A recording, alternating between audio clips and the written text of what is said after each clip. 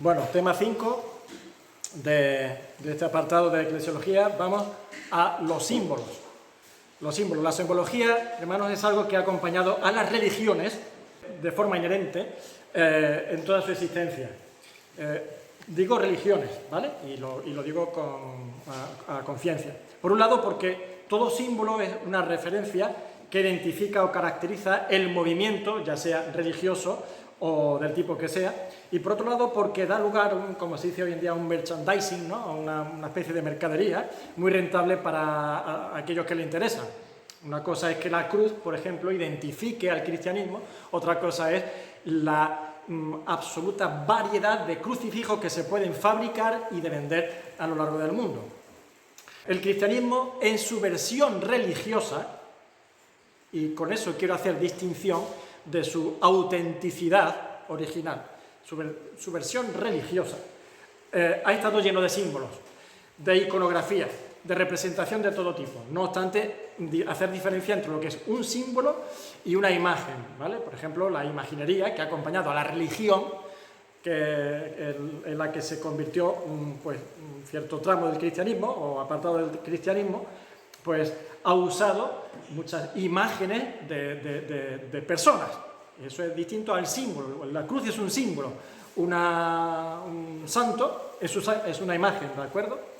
Entonces, si acudimos a la fuente bíblica, lo que podemos comprobar es que hay una ausencia total de representaciones iconográficas, de imágenes, de todo lo que sea visual, que más bien la enseñanza es contraria a ellas. Cuidado. En el Antiguo Testamento había muchas cosas simbólicas, me estoy refiriendo ahora a las escrituras del Nuevo Testamento. Y, eso sí, dentro de las pautas dadas en el Antiguo Testamento y en el tema de los símbolos, estaban prohibidas las imágenes ante las cuales nadie había de postrarse, ni adorarlas, ni tenerlas.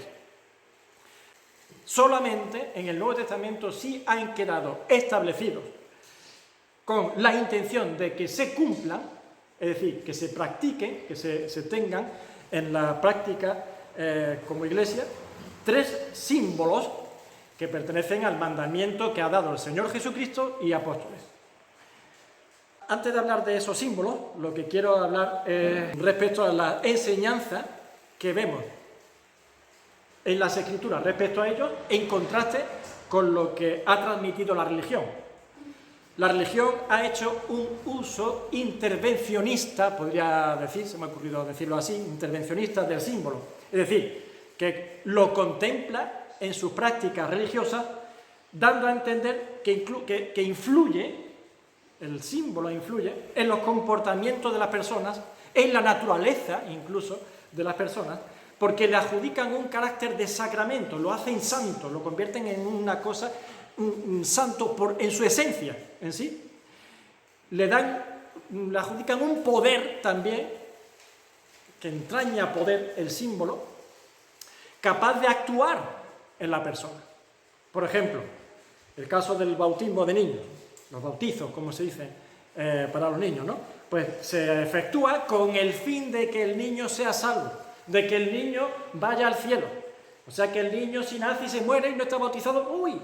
¿Qué es lo que pasa con él? Entonces, hemos salvado al niño, va al cielo porque ha sido bautizado. Dando a entender que el acto físico de ese bautismo y de esa forma en la que se hace, consigue ejercer un poder, una influencia en esa criatura. Y en el caso de la Eucaristía, el tema de los símbolos de la Eucaristía, pues lo que le llaman la hostia dicen que es la transustanciación del cuerpo de Cristo. Es decir, en ese momento de dar la hostia, Cristo está ahí.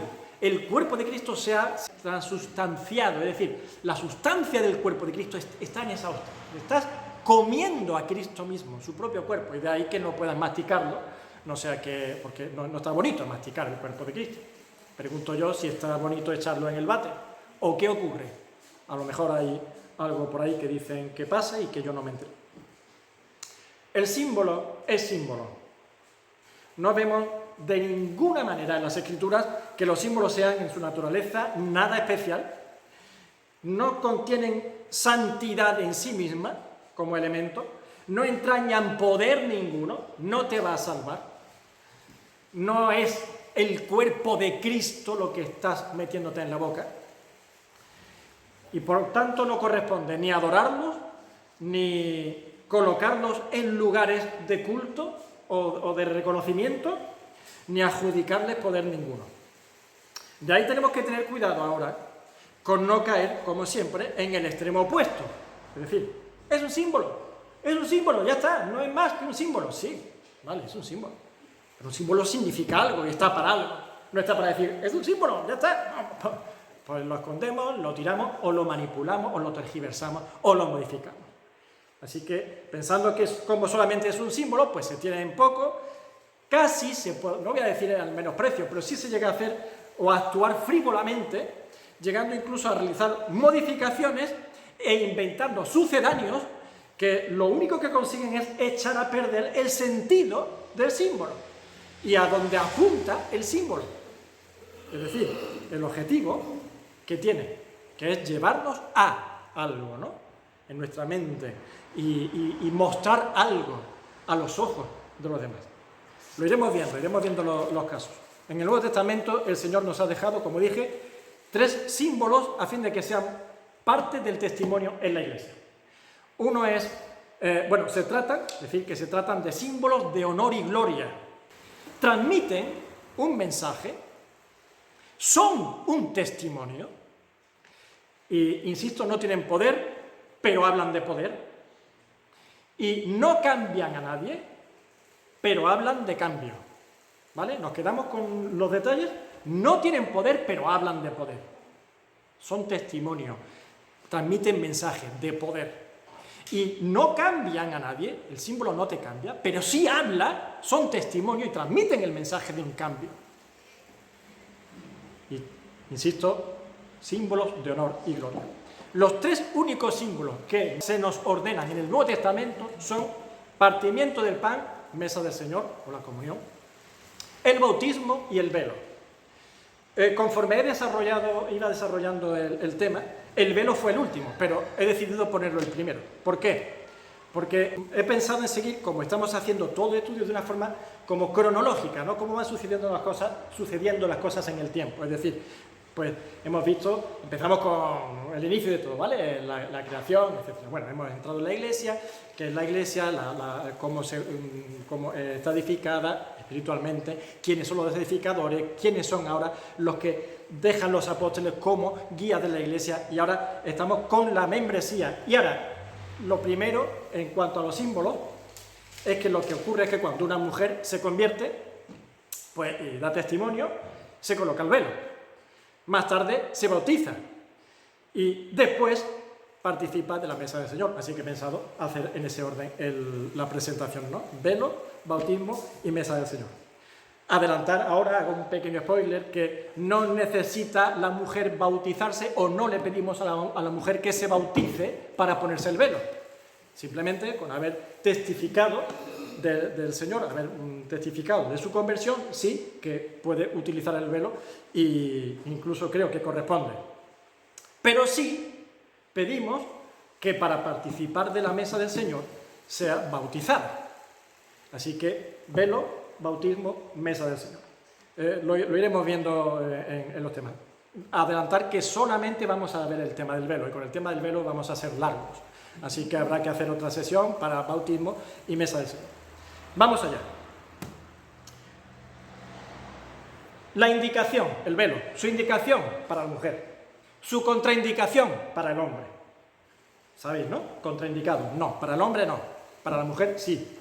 Su aplicación, entendemos por todo lo que vemos en el Nuevo Testamento, que es en la congregación, reunidos como iglesia, reunidos como cuerpo de Cristo, que en ese local que se reúne con el Señor como centro, y va a haber un culto, un momento de congregación, ya sea ministrando la palabra, oración, cántico, y ahí será el lugar de aplicación. Su sentido, ¿qué sentido tiene el velo? Testimonio de gloria y de autoridad basado en la realidad de Dios Padre y su Hijo Jesucristo. Dios Padre, Dios Hijo. y en el sentido de orden y de sujeción que viene del Génesis. Esto es el sentido de la aplicación del velo. Vamos a ir viéndolo a lo largo del tema. El uso del velo, decir que puede haberse afectado tanto poniéndolo como no poniéndolo. Y todo esto ¿en base a qué? Pues en base a la actitud con la que se hacen las cosas. Afecta mucho la actitud, más que el hecho en sí. Pues vamos a quitarlo porque es algo anticuado, que se enseñó para otra época, que realmente no era necesario el velo, sino que el pelo nos vale, es suficiente, etc. Y se dan ciertos argumentos para quitar el velo, que lo que acaban es, como punto final, incumpliendo el mandamiento del Nuevo Testamento. Lo ponemos en práctica, sí, usamos el velo, pero tiene que ser, si lo vamos a hacer, lo hacemos bien. Y tiene que ser un velo que te llegue a los pies, totalmente tupido, que no se vea un solo cabello. Que se lo pongan ahora también las mujeres, sabiendo lo que hacen así, de esa forma, y se lo colocan, ¡bum!, yo con mi velo y con mi actitud altanera. ¡Qué bien lo hago! No, ya no me pongo es así que se ve el pelito, yo me pongo el bueno. Ese es un caso extraño, no, lo he visto muy poco, podría decir que casi, nunca, pero el otro sí, ¿no? El de mil excusas para no ponerlo, vale. El de ponerlo de esa forma era como una contrarrespuesta que es raro ver, pero podría ser. Mirad, el mandamiento es señal de autoridad sobre su cabeza, así está escrito. Tendrá señal de autoridad sobre su cabeza. El mandamiento no es ocultar la imagen o todo cabello posible que se escape de la cabeza de la mujer. No. Ahí así no está escrito. El mandamiento es, tendrá señal de autoridad sobre su cabeza. Velo, sombrero, pamela. Pues ante esto decir que no se trata de un decorado ni de un adorno. Es un símbolo que se usa como señal. Y colocarte un elemento pensando en lo mona que voy a estar, pues creo, simplemente decir que creo que no es el espíritu que acompaña al trazado que Cristo tiene en la iglesia, que es su cuerpo, ¿vale? El Señor tiene unas motivaciones, unos impulsos que mueven al cuerpo de Cristo, y uno de ellos no es decir que mona voy a estar con esto que me pongo, sino voy a obedecer esto que el Señor manda, con el propósito que el Señor tiene. Se puede comprobar fácilmente que el uso del velo ha sido sometido a la subjetividad de nuestras ideas y a nuestra forma de ver las cosas, y que eso ha influido mucho a la hora de interpretar o de recibir el mensaje de la Biblia. Porque digo recibir, porque más que interpretar yo veo poca interpretación. Hay cosas que son interpretables, hay otras que no tienen nada que interpretar, se lee y punto, ¿vale? Pero bueno, vamos a decir que influye en nuestra forma de leer las cosas, esas subjetividades nuestras. ¿Y cómo es arrastrado esas subjetividades? Pues primero por sentimientos personales, el sentimiento de inferioridad, de sometimiento, de yo que voy a estar aquí, que yo soy más así, más apocaíta, más sometida, que yo soy menor que... Aspectos sociales de la presión que hay en las modas o en las corrientes del mundo. Hace 200 años no había mucho problema. No había mucho problema. Ahora sí hay mucho problema. ¿Por qué? Por la presión social, por aspectos sociales. Las modas y las corrientes del mundo meten un aspecto que antes no lo había. Y basarse después en argumentos del contexto, de los tiempos, que son distintos, que no es lo mismo antes, que ahora, etc. Bueno, no creo que el Nuevo Testamento presente un mandamiento explícito, como es el del velo, donde no da alternativas opcionales y que no sea aplicable a estos tiempos. Me parece absurdo. Si el uso del velo era solamente para la iglesia que se reunía en Corinto hace 2000 años, y solamente para eso, no entiendo para qué el Espíritu Santo lo deja plasmado en las Escrituras para que quede por la eternidad y para su aplicación o enseñanza durante todos los siglos que dure la iglesia en esta tierra. ¿Para qué me pones eso? Pablo, lo que tú tengas que arreglar con los corintios, y que con los corintios, que sea de los corintios, arreglar con los corintios, a mí que me cuenta, 2000 años después y en España. Ah, pero el Espíritu Santo dice que sí, que se ponga eso ahí. Debe ser por algo, ¿no? Así que si no fue así, el mandamiento está de más. El motivo por el que se establece el mandamiento del velo no es pasajero. El motivo no es pasajero. Y no encontramos aspectos bíblicos, por lo menos, que hagan caducar el asunto del uso del velo. El motivo bíblico, que no es pasajero y que no caduca, es Cristo y el Padre y la relación que entre ellos hay. Y eso no caduca, eso no está sometido a los tiempos ni a las modas, así como la Iglesia está sujeta a Cristo y eso no caduca con el tiempo ni las modas. Y los ángeles que ministran continuamente delante de Dios y que reciben el testimonio de la Iglesia son los mismos ángeles que hace 2000 años. No hay ángeles nuevos, no se murieron aquellos ángeles y nacieron unos angelitos nuevos que se han hecho mayores y ven cosas nuevas, no. El mismo ángel que hace 2000 años contemplaba la Iglesia del Señor y era testigo del testimonio de las mujeres en la Iglesia, están todavía viendo el testimonio de las mujeres en la Iglesia. Y son los mismos, y viendo generaciones tras generaciones. Así que los puedo decir con toda claridad que los ángeles han dejado de ser testigos del testimonio de la mayoría de las mujeres en las congregaciones. Inmensa mayoría de las mujeres en las congregaciones. Congregaciones evangélicas, de las que estamos hablando, ¿no? Las que nos incumben a nosotros. Una obviedad. Se puede tener el velo puesto y no ir acorde con el mensaje que se está transmitiendo en cuanto a tu vida práctica como cristiano, pero también se puede no tener el velo y estar incumpliendo un importante mandamiento neotestamentario, a pesar de que eres una creyente muy espiritual y muy fervorosa y muy fiel. Bueno, nadie es perfecto y todos tenemos nuestro caballo de batalla. Vamos a desgranar entonces ahora el asunto del velo yendo a 1 Corintios capítulo 11, que es donde encontramos este tema. 1 Corintios 11. Sed imitadores de mí, así como yo de Cristo. Os alabo, hermanos, porque en todo os acordáis de mí y retenéis las instrucciones tal como os las entregué. Empezamos ahora, hemos leído versículo 1 y versículo 2. Versículo 3.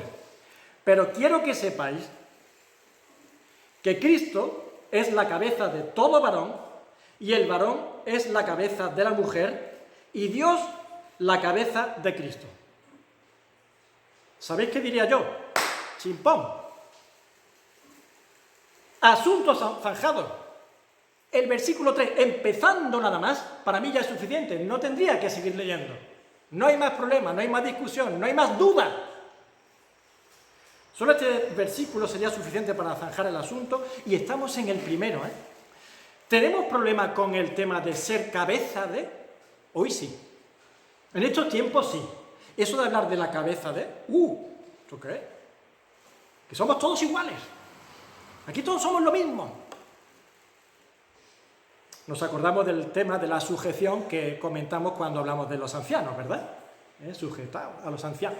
¡Oh, sujeción! ¡Bum! Nos estalla la cabeza, el cerebro nos explota cuando oímos hoy, siglo XXI, año 2023, sujeción. El problema de eso es porque esa palabra inmediatamente bombardea nuestros sentimientos y pensamientos con el tema de estar sometidos, de estar oprimidos, de ser inferiores, de ser menores, de ser peores, ¿qué? ¿Vale? Cierto, en cierto sentido, cierto, porque así actúa el mundo, porque así han actuado las personas, hombres con mujeres, hombres con hombres, empresarios con trabajadores, maridos con esposas, capitanes con soldados, en todos los ámbitos y en todos los tiempos. Pero estamos hablando del Señor y de su Iglesia. Y el apóstol dice, y Dios cabeza de Cristo. Dios la cabeza de Cristo. Ahora yo pregunto, Te están bombardeando los pensamientos de inferioridad, de pequeñez, de ser menor, de todo eso. ¿Se le ocurre a algún creyente que conozca al Señor pensar que Cristo es peor que Dios? ¿Que Cristo es menor que Dios? ¿Que Cristo es inferior que Dios? ¿A quién? Eso es impensable. Impensable. Cristo es Dios. El Dios invisible hecho visible. Felipe, tanto tiempo conmigo y me dice, muéstranos al Padre. El que me ha visto a mí ha visto al Padre. Pues exactamente ocurre con la mujer y el hombre. Y así es como habla el apóstol Pablo de la mujer y el hombre, cabeza, como Dios y Cristo, cabeza. Son lo mismo. Son lo mismo, pero distintas personas, simplemente.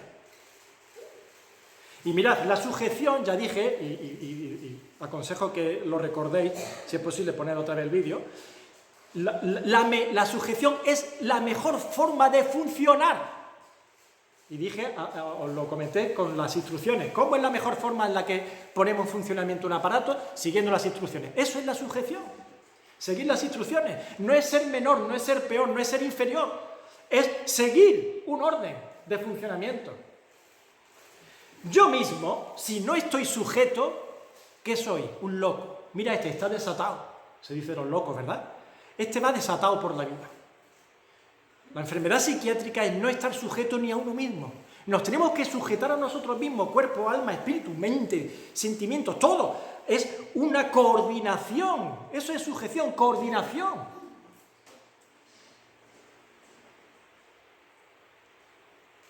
Lo contrario es contradicción. Versículo 4, siguiente versículo. Todo varón que ora o profetiza con la cabeza cubierta afrenta su cabeza. La señal de la cubrición de la cabeza de un hombre, cuando está ejerciendo su ministerio en la congregación, es una afrenta contra su cabeza. ¿Cuál es su cabeza? Cristo. Mirad, está aquí puesto, lo hemos leído. Que Cristo es la cabeza de todo varón, el varón cabeza de la mujer y Dios cabeza de Cristo. No deben haber hombres cubiertos, no deben haber hombres ni jóvenes con su gorrita en una congregación, ni con gorrita, ni con sombrero, ni con boines, ni con nada. Incluso a expensas del motivo espiritual, existen motivos, como se llaman, del saber estar, como cuando uno está en una congregación y ve a alguien así. Pues no se come chicle en una congregación, y mucho menos de esa forma, que yo lo he visto aquí. Y tampoco en una clase, en el colegio, ni en el instituto, ni en una sesión de una conferencia, no. Es saber estar. El hombre, una persona cuando llega a un lugar cerrado, se descubre. Eso es a nivel de saber estar. Pues el apóstol Pablo dice, el hombre afrenta su cabeza cuando ministra, ora o profetiza con la cabeza cubierta. Cubrir la cabeza del varón es cubrir a Cristo. Si Cristo es la cabeza del varón y el hombre se cubre, está cubriendo a Cristo. Es decir, está quitando lo cristocéntrico, está dejando lo humano a la vista y cubriendo el ser divino que es protagonista y centro de nuestro culto y adoración. Por eso, si la cabeza del varón es Cristo, el varón no debe cubrir su cabeza. Porque afrenta a Cristo directamente. Siguiente versículo, 5. Pero toda mujer que ora o profetiza con la cabeza descubierta, afrenta su cabeza. Así que el varón con la cabeza cubierta afrenta su cabeza. Y la mujer afrenta su cabeza descubriéndola. ¿Pero cuál es la cabeza de la mujer? Porque lo mismo es que si se hubiese rapado. Si la mujer ejerce su ministerio en la congregación con la cabeza descubierta, afrenta su cabeza, que es el varón. El calibre de dicha afrenta, ¿eso cuánto de grave es? ¿Cómo es esa afrenta?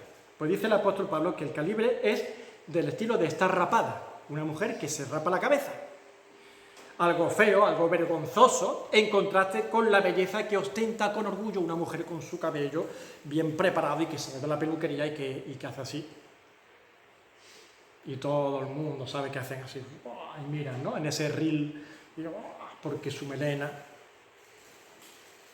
Símbolo de belleza, de orgullo.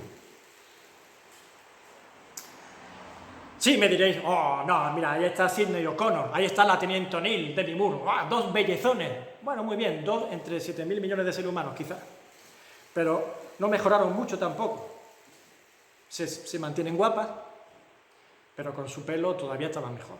Bueno, ese es tu gusto. Bueno, a expensas del tema de los gustos y a expensas del tema de que 2 de cada 7.000 millones tampoco me convence mucho. Aquí sí aplico el contexto. Cuando te da la gana aplico el contexto. No, cuando me da la gana no. Cuando el contexto realmente está influyendo o no. Un mandamiento es un mandamiento que perdura, y cuando el apóstol Pablo ahora tira de ejemplo, tira del ejemplo que tiene. ¿Y cuál era el ejemplo que tenía? Pues el ejemplo de lo vergonzoso en aquel tiempo, no ahora. Ahora quizás no les serviría ese ejemplo al apóstol Pablo, porque a una mujer hoy en día raparse la cabeza seguramente no lo sea vergonzoso. Depende, mucho cuidado, que se nos va la fuerza por la boca. Pero vamos a pensar, somos muy modernos, ahí te rapas media cabeza, la otra tiene pelo, aquí te pones trencita, tiene una cresta así, tiene 4 pinchos así azules y otro amarillo. Haces lo que te da la gana, nadie se ríe, puedes hacer el ridículo y todo el mundo o te ignora o te aplaude. Pero el contexto de hoy no permitiría al apóstol Pablo poner ese ejemplo, pero el contexto de hace 2000 años sí le servía al apóstol Pablo para poner el ejemplo.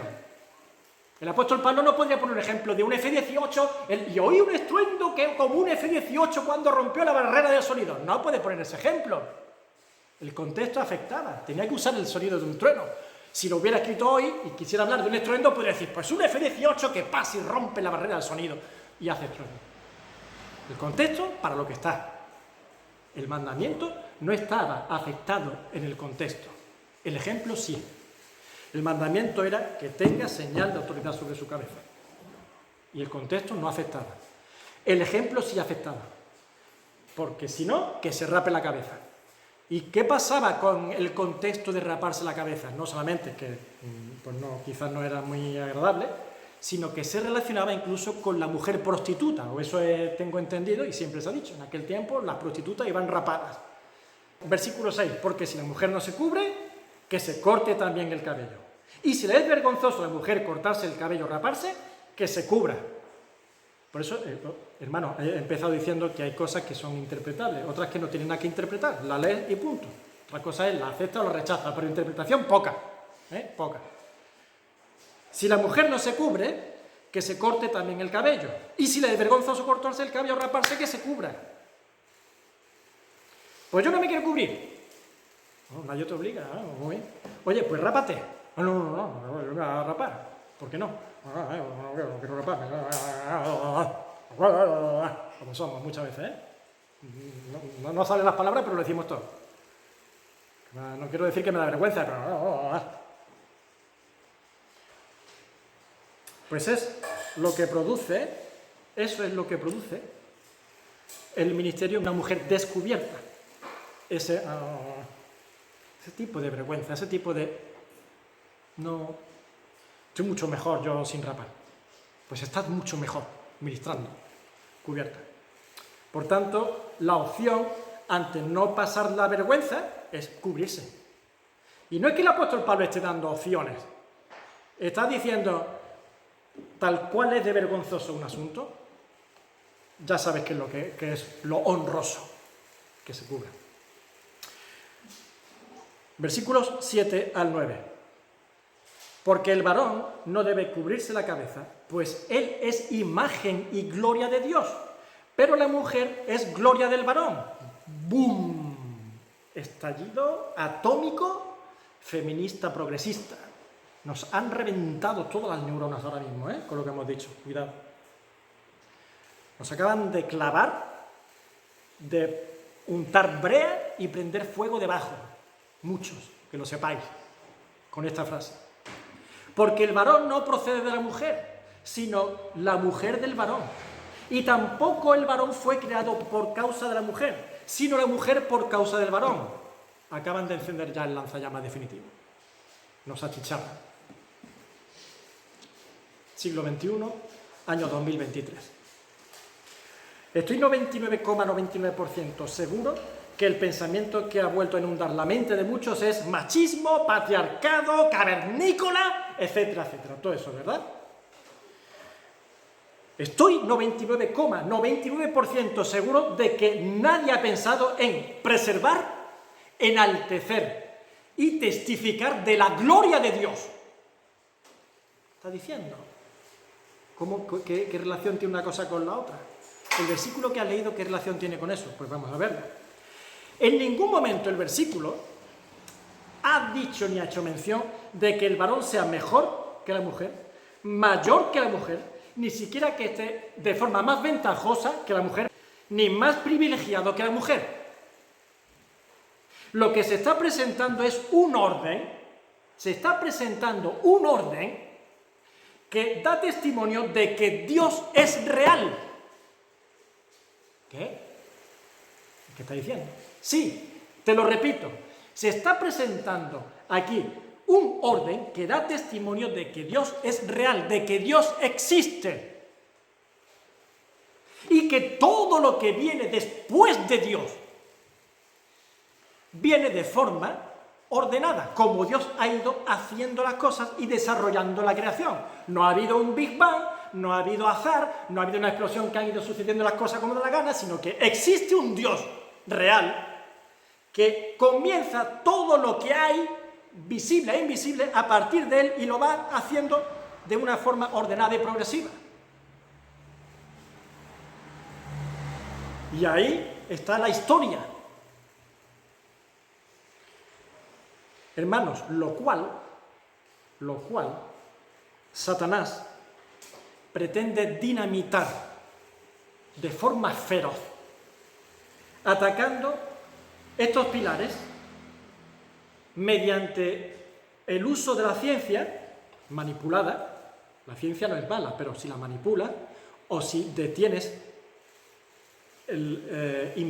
como dice la palabra, ¿no? La mal llamada ciencia, esos hombres que detienen con impiedad la verdad, cuando la ciencia va descubriendo y se va dando cuenta de que hay cosas que le dan la razón a la Biblia, esto no lo diga, que la gente va a empezar a pensar que es verdad lo que dice la Biblia, y siguen descubriendo cosas que le interesan, que no le importan, que no afectan, pero esto, el arca de Noé, allí en el monte Ararat, prohibida la subida, la entrada, que nadie vea, que nadie investigue, así, de años, porque no sea que crean, ¿vale? Así que Satanás pretende dinamitar esta verdad de que Dios existe, de que ha hecho todas las cosas, que es el creador y lo ha hecho de forma progresiva en un orden, usando primeramente la ciencia, sabiendo que destruyendo esos pilares, todo lo demás se cae. El enemigo del cristianismo, de Cristo, de Dios, es Satanás. Y para destruir a Satanás, Satanás quiere destruir los pilares. Porque no es un tontín. Satanás no es ningún tontín. Y sabe dónde tiene que atacar. Hermanos, toda esta serie la empezamos con el Génesis. ¿Os acordáis, verdad? Sin Génesis no hay Biblia. Sin Génesis no hay palabra de Dios. Sin Génesis no hay Dios. Y por eso la mujer, con su testimonio visible, está testificando y apuntando al Génesis. No me pongo una cosa en la cabeza para estar más mona. No me pongo una cosa en la cabeza porque es la tradición que tienen los evangélicos, o los católicos, o los mormones, o los que sean. Estoy testificando de una verdad, de una realidad que influye en toda la trascendencia de la fe cristiana. El Génesis y Dios el primero de todas las cosas. Y por eso Satanás odia el Génesis, y por eso Satanás odia a la mujer, y por eso Satanás odia el velo. El ser más misógino que existe en la historia es Satanás. A la mujer se le dijo, y a Satanás se le advirtió, que el fruto de la simiente de la mujer iba a aplastar su cabeza. Decidme si a Satanás le va a caer bien una mujer o no.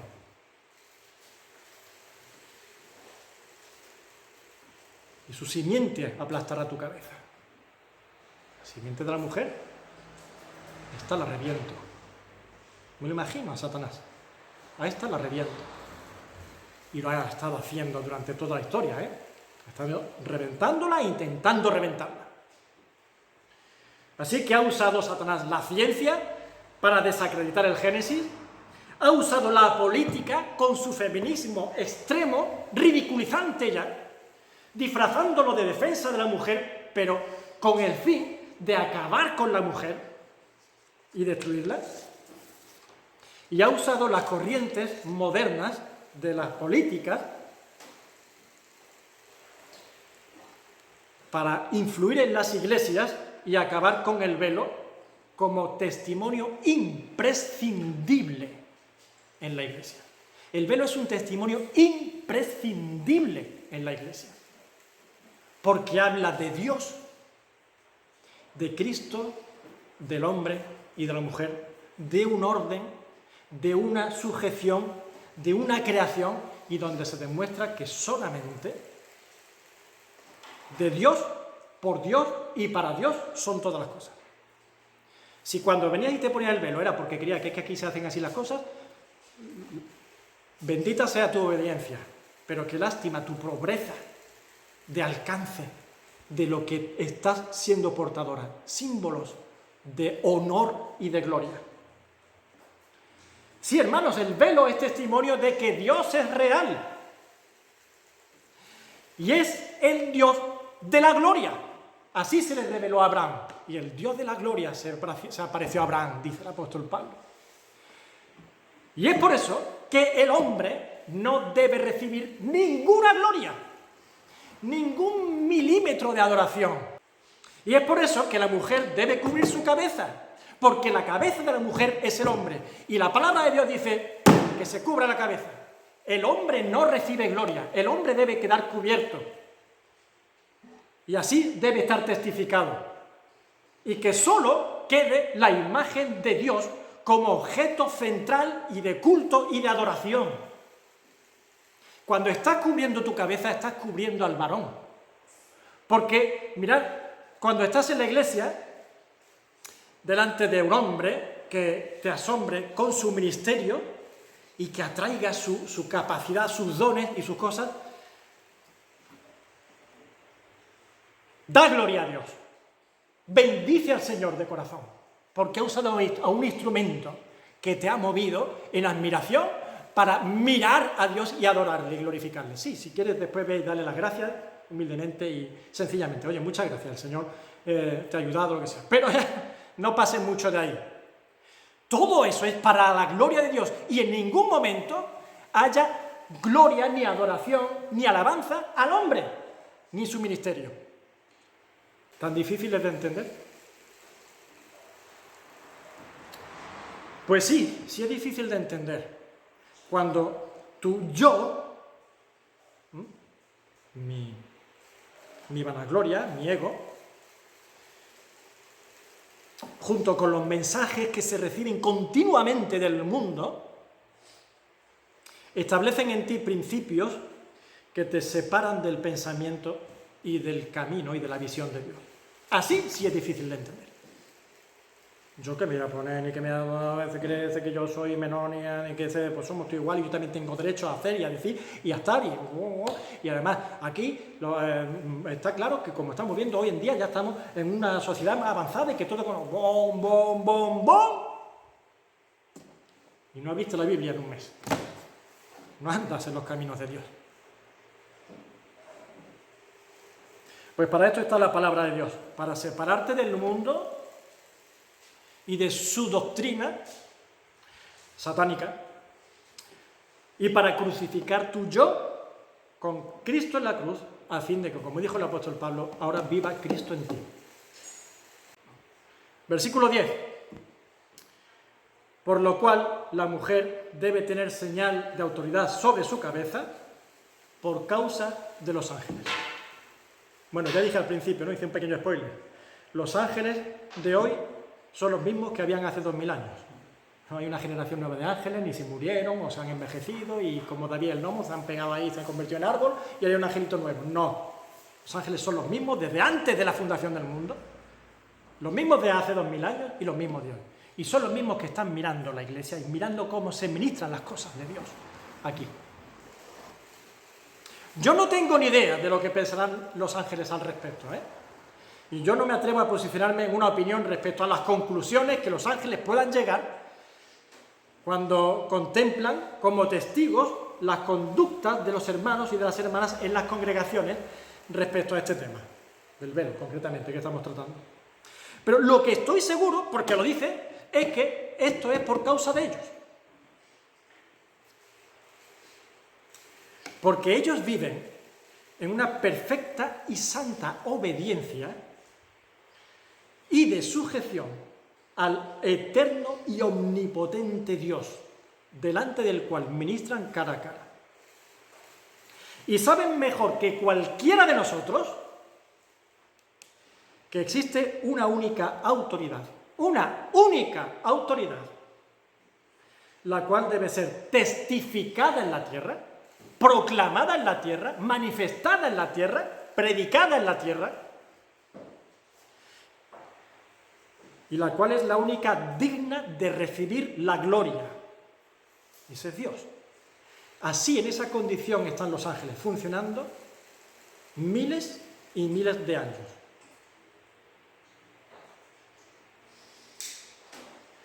Y la mujer es portadora de esa señal, o ese símbolo, como estamos viendo, de ese símbolo, que es señal de autoridad. Mirad, parece ser que la frase señal de autoridad es una sola palabra, no me la sé en griego, pero tengo entendido que es una sola palabra. Es como si dijeras placa de policía. La mujer tendrá su placa de policía. ¿Tú que eres policía? Sí, enséñame la placa. Aquí está, mi identificación, placa de policía. Señal de autoridad. O sea, el velo es señal de autoridad. Es decir, señores, hay autoridad. Hay alguien digno de gloria y de reconocimiento, y no es ningún hombre, por muy piquito de oro que sea, por muy buenos ministerios que tenga, ni por muy grande que nos parezca lo que hace. La gloria es de Dios, y lo vamos a demostrar cubriendo al hombre y toda posibilidad de engrandecimiento y dejando que sea Dios el único visible para ser glorificado. ¿Cuántas mujeres hay deseosas de hacer muchas cosas y han dejado el honor más grande que se les ha concedido en la congregación, que es reflejar la gloria de Dios y dejar constancia de que es el único digno de nuestra adoración y obediencia? Predicadoras, oradoras, alabadoras, de todo, de todo. El velo no. Es para Dios, es para la gloria de Dios, y te estás dejando la dirección apostólica fundamental que glorifica a Dios. Lo más básico y sencillo, pero lo más trascendente. Dios es real y existe, y el hombre está sometido bajo sus pies. Y tú has dejado de testificar eso, y los ángeles se han dado cuenta.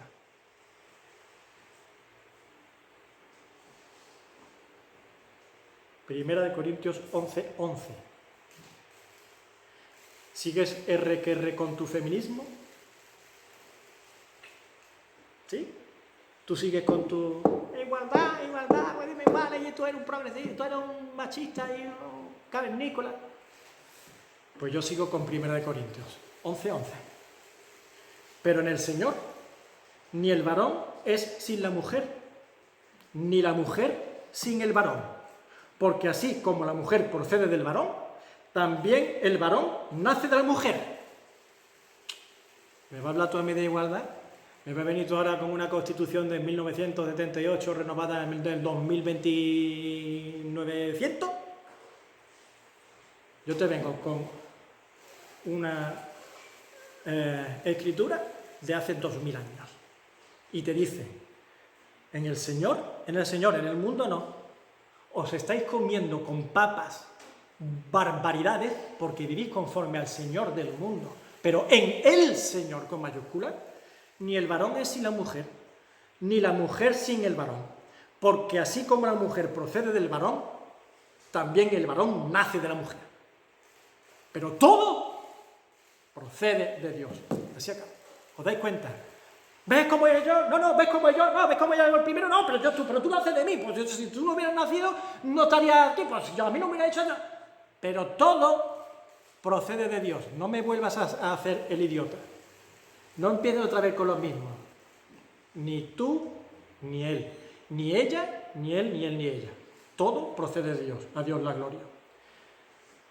¿Algo más que añadir? Nada más, señoría. ¿Veis cómo hay cosas que no son interpretables? Que están ahí, se leen y punto.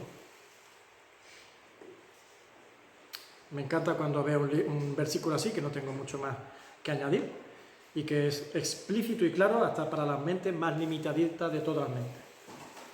El apóstol Pablo ahora finaliza de dos formas. Sabiendo, y además finaliza así, siendo consciente de que hay cosas que, aunque baje Dios y te lo diga en persona cara a cara, hay personas que se seguirán resistiendo, que presentarán excusas, argumentos, y que no, y que por aquí, por allí. Pero el apóstol Pablo dice, bueno, como yo sé que esto va a seguir así, apelo ahora a dos cosas. Una, al sentido común, y otra, a dejar claro su práctico buen proceder. Sentido común, pues mirad, la naturaleza habla y aporta ese sentido común. Juzgad por vosotros mismos, es decir, utilizad vuestro propio cerebrillo. Este que tenía ahí, tiene un cerebrillo, ¿no? Aquí dentro. Vamos, venga, usadlo vosotros mismos. Juzgad por vosotros mismos. No tienes que ser un maestro, no tienes que ser erudito en nada, no te apuntas a un curso o a un seminario de teología de 5 años. No, tú ahí en tu casita, tu cerebrillo y tú. Versículos 13 al 15. Juzgad por vosotros mismos. ¿Es propio que la mujer ore a Dios sin cubrirse la cabeza? La naturaleza misma no os enseña que al varón le es deshonroso dejarse crecer el cabello. Por el contrario, a la mujer dejarse crecer el cabello le es honroso, porque en lugar de velo le es dado el cabello. Así que la naturaleza habla, la naturaleza da explicaciones muchas veces. Usad el cerebrillo. Pues hermano, según lo que he podido comprobar a lo largo de mi corta experiencia de vida, pues parece ser que la naturaleza cuando ha hablado ha metido la pata. Para decir la naturaleza mía, haberte quedado calladita, has metido la pata. Pero bueno, obviamente la naturaleza no se equivoca y no mete la pata el que oye a la naturaleza, ¿no? Que suele ser el hombre, el ser humano. La conclusión de muchos cuando oye lo que habla la naturaleza es, ya está, problema resuelto. En vez de velo, a la mujer se le ha dado el cabello, así que no hace falta el velo, que se quede con el cabello largo y así está la iglesia muy bien.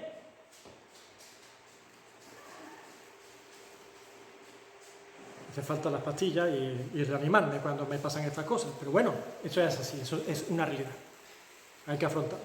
Bueno, si fuese así, ¿a qué viene este capítulo? ¿A qué viene todo lo que se está escribiendo? ¿Qué discusión es esta de velo o no velo? Si todas las mujeres tienen pelo, excepto ciertos casos puntuales de enfermedades o lo que sea, todas las mujeres tienen su pelo. Y creo que no había el problema de que las mujeres se quitaran el pelo para ir a la iglesia en Corintio y después se lo pusieran cuando llegaran a su casa. Entonces, ¿a qué viene esa discusión, ese problema? No me vale el argumento. Como no vale el argumento porque es absurdo, hace inútil la discusión. ¿El cabello sustituye al velo? Entonces, ¿por qué muchas mujeres, ahora voy a casos prácticos, en muchas congregaciones, muchas mujeres se cortan el pelo como un hombre, siguen sin ponerse el velo, o sea, lo que sustituye al velo ya no lo tienen, que es el cabello. Se han cortado el velo, el pelo al estilo, como se dice, al estilo chico, ¿no? No entrando en el tema de melanita, entonces, ¿cuántos centímetros de melena y pelo largo? 10 centímetros, 5, 12, te has cortado más para acá, es por el hombro, por encima del hombro. Vamos a obviar eso. Como un chico, raca, y ahí así, ¿vale? Se han cortado el pelo y dicen que en lugar del pelo le he dado velo. Bueno, pues te has cortado el pelo, ponte el velo. No, con su pelo cortado y sin el velo. Y nadie dice nada. Y eso sigue así y no pasa nada. No, amigo, tú no estás entonces ajustándote a lo que estás enseñando tú mismo, ¿no? Así que ahí hay una contradicción que o la aclaran ¿O es que no va por ahí las cosas? De que el cabello sustituye al velo. El cabello sustituye al velo porque en vez de velo le he dado cabello, dice el versículo. ¿Lo ves? Si es que lo dice. En vez de velo le he dado cabello. Ah, entonces yo tengo que entender que Dios pensó, cuando diseñaba a la mujer, tomó de la costilla de Adán y diseñó a una mujer, en un principio pensó ponerle un trapo en la cabeza. Pero se quedó así, la miraba y decía, está muy bien, pero aquí algo falla. Pechos, 10. Caderas, 10. Muslos, pantorrillas, brazos, 10. Los labios, los ojos, un 10. El trapo ese... Entonces, después de un rato, viendo que el trapo como que no pegaba mucho con lo que había hecho, le dio el cabello.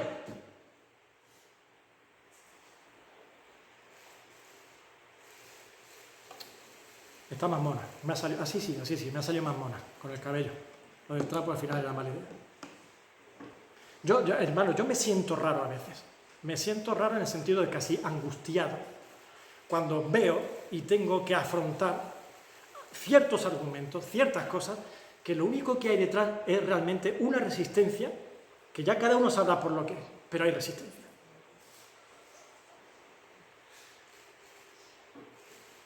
El cabello no sustituye al velo. El cabello es una confirmación de lo que Dios ha hecho, cómo lo ha hecho y para qué lo ha hecho.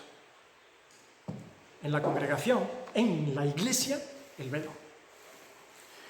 Y después, el segundo, como dije, el segundo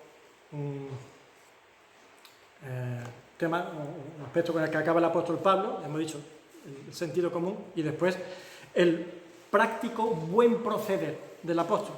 1 Corintios 11, 16.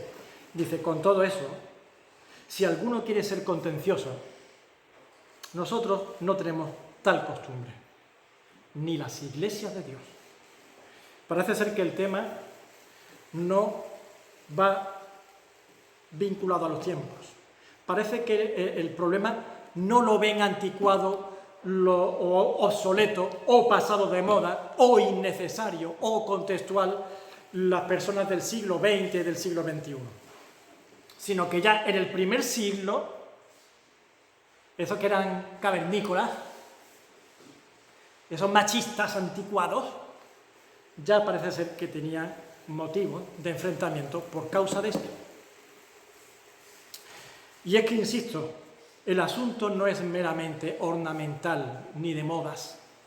El asunto es mucho más profundo, el asunto es satánico.